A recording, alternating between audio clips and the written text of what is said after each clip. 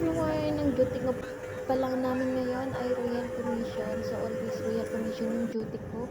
And sobrang pagod na sa trabaho. Kaya ayan, natutulog ako habang nasa biyahe. Kasi from accommodation going to Royal Commission is nasa 25 to 30 minutes.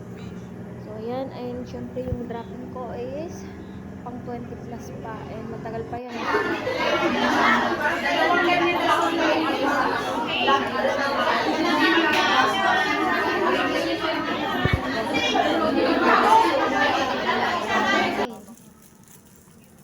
Ayan, uwian na yan dyan. Gutom. Kaya ayan yung mga hadiah namin ay kinakain namin. Buti na lang may mga hadiah kami pantawid gutom. Mga bacteria, hadiah lang. Kaya kinain namin. Kasi anong oras na yan, mag-alas 10 na.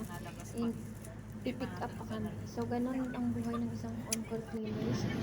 Sobrang pagod dahil sa biyahe sa dropping 2 hours and pick up 2 hours sa umaga, sa gabi naman 2 hours, 2 hours. So, yan yung duty ko sa hapon, yung sinutihan ko, yan, kadumi yung CR nila.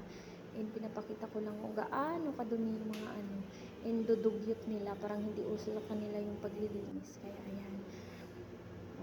Code ko rin natin yung mga nila, paputiin natin kasi nakakahiya naman sa kanila. O diba ganun kadumi yung nila. Parang ilang taon bago kumukuha ng cleaner. So, napakadumi. And ayan, yung after pala pinakita ko na nauna pa sa before. So, nagbabalik-patad na yung